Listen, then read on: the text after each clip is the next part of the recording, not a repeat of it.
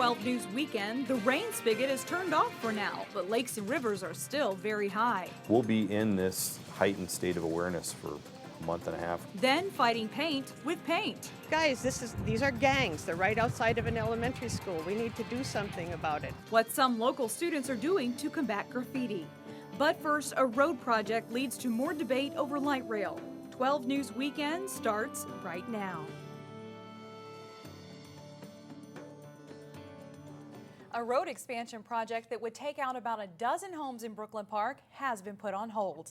The project would make room for a proposed light rail train, but impacted residents are making their voices heard. To me is that the route down Broadway just does not make any sense. Yellow signs reading "Save Our Homes" were found in the hands of nearly every person who packed into Brooklyn Park City Hall Monday night. For them just to come in and willy-nilly decide to take your home is not right, and we oppose it strongly. At issue is a $40 million plan to widen West Broadway from Candlewood Drive to 93rd Avenue. I don't want to see the destruction of our neighborhood just to have a light rail come in, which, very few people are going to use in our neighborhood. The plan would add walking paths, accommodate a potential light rail line, take out at least 11 homes in the process, and reduce the size of some people's yards. You cannot confiscate via public domain land that you do not necessarily need. And in fact, doing so would be unconstitutional. Brooklyn Park Mayor Jeff Lundy stated that the council didn't have enough information about the full impact of property acquisitions and train noise. I don't think the county has had time to prepare that, and I wouldn't expect them to, but I think it's a question that we need to ask. Based on that, the council opted to table the vote to begin the street widening. There is no urgency on this project. I talked to Commissioner Opat.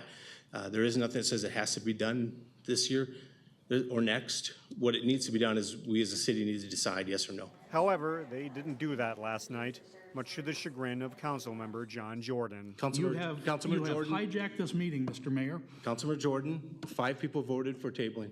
It's non-discussable. I understand that, and I am making it different. Well, Councilmember Jordan is opposed to the light rail plan. He wants to put this item back on the agenda so the council members can go on the record before the election. Thankfully, the forecast shows a break from the wet weather that set records last week. On Thursday, the Northwest Metro received 2.7 inches of rain. That's more than half of what we usually get for the entire month. But even after the skies clear, local rivers and lakes will be running high for some time to come. The Mississippi River has risen more than 2 feet in less than a week. The DNR is warning boaters against using the river, which has swept up more debris and tree limbs. And here's another word of caution. If you should fall in, the water temperature is 10 degrees cooler than normal for this time of the year. Emergency management officials say they'll have to keep an eye on water levels for the next few weeks. We've seen a lot of rain this morning. When rain pours down in record amounts, you can sum up work inside Hennepin County Emergency Management in one word. Busy. Staff knew record rainfall could be coming, and now they watch as the totals inch up. I am constantly looking at the forecast models. I'm in constant contact with the National Weather Service just to make sure that we can give our cities as much update of the precip estimates so that they know kind of how much more water are we expecting. And now that's a lot. A lot of standing water out on streets and roadways.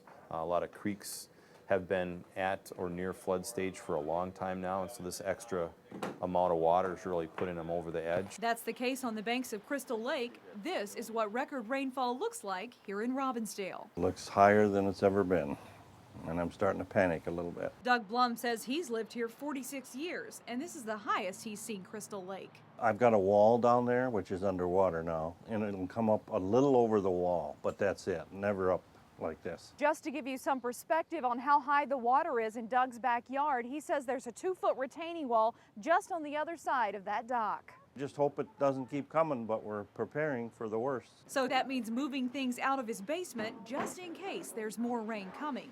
Emergency management says that's good thinking. We'll be in this heightened state of awareness for a month and a half or so because any more water just makes the situation worse.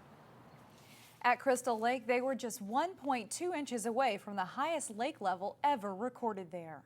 In our week in review, Golden Valley's longtime public works director is let go in what city officials are calling a reorganization at City Hall.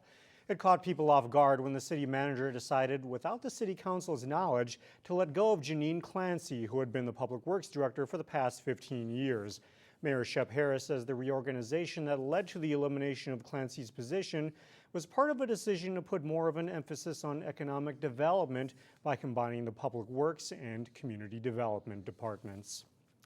FBI Director James Comey stopped in Brooklyn Center this week as part of a mission to visit all 56 field offices across the country. Comey has been on the job 9 months. He told reporters the Bureau combined with special forces to capture an alleged leader in the attack on Benghazi, Libya, that killed 4 Americans. With local police lined up behind him, Comey also spoke about the efforts to keep young Somali American men from going overseas to join terror groups. Brooklyn Park police have identified 3 people who may be responsible for a series of car break-ins. The crimes happened in the 9200 block of Ashley Terrace North and on nearby Dunbar Knoll North. Police say the thieves got into unlocked vehicles around 2 in the morning and took several items. Well, the expansion of Target's northern campus has meant a migration of employees from downtown Minneapolis to Brooklyn Park. As Alexandra Renslow reports, the addition of a couple thousand more people at the Target campus is helping fuel business in the area. At Brooklyn Park's Park Place Promenade, a retail development off Highway 610 and Zane, the flow of business is steady. 17. Pita Pit filled one of the last empty storefronts in this development when it opened up its restaurant 3 weeks ago. We did have pretty high expectations for this area, and it's meeting those expectations at this point. Billing itself as a healthy eating alternative, 2 chicken Caesars, please. the shop offers endless pita and salad combinations. You could have something for breakfast, lunch, and dinner every day for the rest of your life and then never eat the same thing. The reason Tyler Volk and his family chose this location for their business has a lot to do with the Red Bullseye nearby and its campus of 3,500 employees. We have a small town next door to us. Having that 3,500 Target corporate employees there is really going to be helpful in attracting other retailers. Brooklyn Park's Economic Development Director says Target's expansion is helping fuel interest in developing the 100 acres of open land nearby between Zane Avenue and Oak Grove Parkway. We've had interest from hotel operators, and we expect hotels to be part of that mix of that acreage. Other retail. There's been some pent-up demand for the small shop type retail. We picked this location primarily because of the growth. Back at Pita Pit, Their jalapeno ranch right there. they spice things up with a deal for all Target employees. We offer them free chips, so they are welcome to come visit us at lunch and they'll get free chips every day. They're trying to encourage repeat customers, and they're banking on continued growth in the area. I think we picked the right spot for sure. Target owns 330 acres of land in Brooklyn Park. Meantime, the city has 1,400 acres of open land left to develop in the northwest part of the city. Coming up on 12 News Weekend, how 4 local suburbs offer a helping hand to military families. And later in sports, the new head football coach at Armstrong is leading his team through summer workouts. But first, a break from those downpours, but keep an eye out for some scattered showers over the weekend.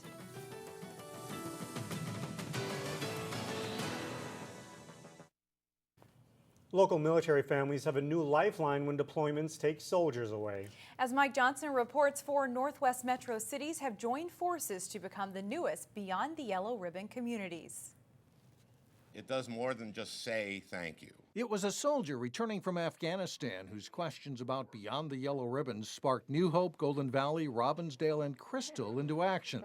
Sunday, the Quad Cities received the Minnesota National Guard's stamp of approval in their efforts to help military families. We reach about 20,000 people, and the 4 of us together make 80,000, and we can do a lot with 80,000 people. The Quad Cities Yellow Ribbon Network has been at work on this for more than a year, and they can already tell success stories like helping one Vietnam vet's family. We were able to help them with their garage, clean out a lot of junk that had piled up over time, and they weren't able to do it themselves, and their landlord basically said, either you clean it out or you're going to be out. Since 9/11, thousands of Minnesota military families have come home. Still others are ready to deploy. This group of 200 National Guard members will leave for Kuwait later this summer. Battalion, attention! While they're away, Beyond the Yellow Ribbon communities pledge to connect military families to find the help they need to function as a family. Cutting grass, fixing a broken garage door, fixing a broken toilet, childcare, a meal, household chores. These might seem like small things, but when you're gone and you're frustrated and it gets resolved, these aren't small things at all. These are huge. Colonel Brian Weineken of the Minnesota National Guard says he's seen it make a difference. Our service members know that their communities stand with them, that they're ready to help, and perhaps most importantly, that it's okay to ask for help from their communities. This group will be urging faith communities, businesses, and schools to pitch in. It sends a message to our entire community that we are here for each other and that we are going to support each other. Mike Johnson reporting there. To find out how you can help, check out their website, beyondtheyellowribbon.org. Coming up, how teens are using art to fight graffiti in Brooklyn Center. Then a former Osseo hockey star shines in the American Hockey League playoffs. That's coming up in sports with Jay Wilcox. I'm Jay Wilcox with your weekend sports. It's June, but local high school football players are hard at work sharpening their skills. A new head coach is getting a head start to the season at Armstrong. Augie 28, YC, 28, YC. Summer has become an important learning time for Minnesota high school football teams, especially when there's a coaching change. Jack Nagan, already a teacher and boys basketball assistant at Armstrong, is the new head man for the Falcons. He comes from coaching the offense at Holy Angels. You know, I'm really excited, and I've been teaching in the building here for 8 years and been coaching somewhere else. And, you know, when this opportunity came up, this was the time. I was pretty excited. I love the kids that we have. I know the kids well from the school, and I think that relationship piece is big. And this is the school where I teach and the school where I plan to retire, so this is where I should be coaching football. In this second week of summer training, the players like what they see from Nagan. He really has a passion for this team and for us, and he's coached here. I mean, like, teach here, and he wanted to coach here, so he knows all the kids, got good relationships with them. He's a great guy. I mean, but even before he was coach, he was always asking how our season was going, how us sophomores and juniors were doing this year, because I felt like he probably knew ahead of time, but he just wanted to get to know us. But he's a really cool guy. Besides getting to know the players, Nagan and his staff will be putting in new schemes, so the learning time is crucial. I'm bringing some stuff in from, you know, from where I've been, and we've been kind of a pistol zone team, and so we'll continue with some of that. I've hired a offensive coordinator, Jason Potts, who's a graduate of Armstrong, and so he'll start with us next week, and so obviously he's going to have some say in that. Armstrong's really struggled in recent seasons on the football field. Nagan knows it won't be easy to turn things around, but more important than X's and O's will be getting the kids to buy in. Just like you said, dedication and commitment's going to be the big part, and I feel like that should just take over as long as we have people who want to show up and be here and people who feel like they want to play. The whole summer we got to put in work. It's a big summer for Jack Nagan and the Falcons. We'll see in the fall if the hard work pays off. Falcons! Armstrong will host a football camp July 15th through 17th. Official practices start August 11th. One of the area's all-time best in hockey won a championship this week. Travis Morin led the Texas Stars to the Calder Cup for winning the American Hockey League championship. They beat the St. John's Ice Caps in 5 games. Brooklyn Park native and former Osseo star Morin was named Calder Cup playoff MVP, in addition to winning the regular season MVP award for the AHL. Morin scored overtime winners in games 3 and 4 of the finals and was the leading scorer in the playoffs with 9 goals and 22 points. The 3M Championship Golf Tournament returns to the TPC in Blaine August 1st through 3rd. This week, John Jacobson caught up with defending champion Tom Pernice to talk about defending his title. I feel the excitement of coming back to a place that you had some success with. To me, it's exciting with the announcement today of Jack Nicklaus, Arnold Palmer, Gary Player, and Lee Trevino all coming back for the greats to play. To me, that's what's exciting about this, is the opportunity to get those 4 people all back together in one event, and people to have the opportunity to see that pretty mind-blowing way. That's pretty special stuff. You'll have your own work to do here during tournament weekend, but will you try to make an opportunity on Saturday to talk to those guys after you're done golfing? Absolutely. I mean, last year I can remember. As soon as I was done, I went in and signed my career card and ran back out because I wanted to watch the 3 groups come in and finish. We don't get the opportunity to watch them still can play and compete, and they still have great skill level. people we idolized growing up and played with a little bit at the beginning of our careers on the regular tour. So anytime we get to be around them, talk to them, see them, and then get to see them play is pretty special. You finished with 2 birdies in your last round last year. What do you remember about coming into those last couple of holes? And it was very tight at the top. Yeah, Sluman was shooting a million under, I think, at the time, and Pavin was birdieing every hole coming in. And I was obviously fortunate enough I made the long putt at 17 that really gave me the capability to just have to make a 4 at the last to win. And, you know, hit a great iron shot in on the last and could 2-putt from, 15 feet to be able to hold it. You won in Des Moines 2 weeks ago. You grew up in Kansas City. How much did you enjoy Midwest golf courses and the crowds that you get? You know, I love the Midwest. I can remember as a kid the summers in the Midwest and the warmth and the humidity and the trees and the whole surroundings. So, it's pretty special to me. I mean, we're pretty far north, but the weather's pretty much the same, Kansas City, Des Moines, Minneapolis. So it's nice to have that Midwest feel and to have some success in the Midwest. Practice rounds begin on July 28th with the tournament starting Friday morning, August 1st. Still ahead, how teenagers are painting a canvas that stretches nearly 1/3 of a mile. It's a project designed to keep graffiti taggers from marking up a wall. We'll be right back.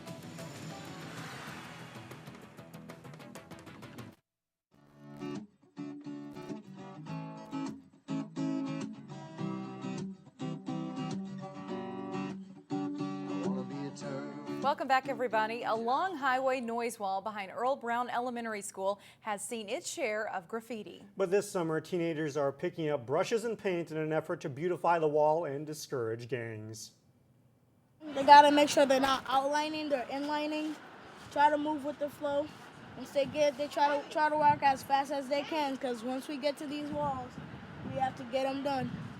After getting city and MnDOT approval, 30 Brooklyn Center and Minneapolis teenagers are painting a mural that was designed by Brooklyn Center's school children. The painters work for a group called Mentoring Peace Through Art. The goal is to create a mural to keep gang-related graffiti from coming back. What we do is we put up a real intense noodle pattern. It looks like noodles. And surely somebody can go and write over it, but you can't see it. And if they do, if we have to go in, all we have to do is a couple swipes and it's gone. There's a lot of painting to do. The wall is 1,500 feet long. Organizers hope donations of leftover paint and used brushes will help them meet their goal. Well, that's a good program, but good Lord, that is a long wall. They've got a lot to do, and for many of the kids, this is their first job. They're getting paid $7.25 an hour from the city of Minneapolis city program. So I know this has been talked about for a long time. In the city of Minneapolis, they say that one of the things to help get rid of graffiti is putting up murals. So it's great that they're doing this. And also, the city of Minneapolis, they have this program where you can get graffiti removal stuff in case you see graffiti. So there you go. Getting graffiti out of our world, not a bad thing. It's all the time we have for now. Thanks for joining us, everybody. Have a great weekend. We'll see you Monday at 4.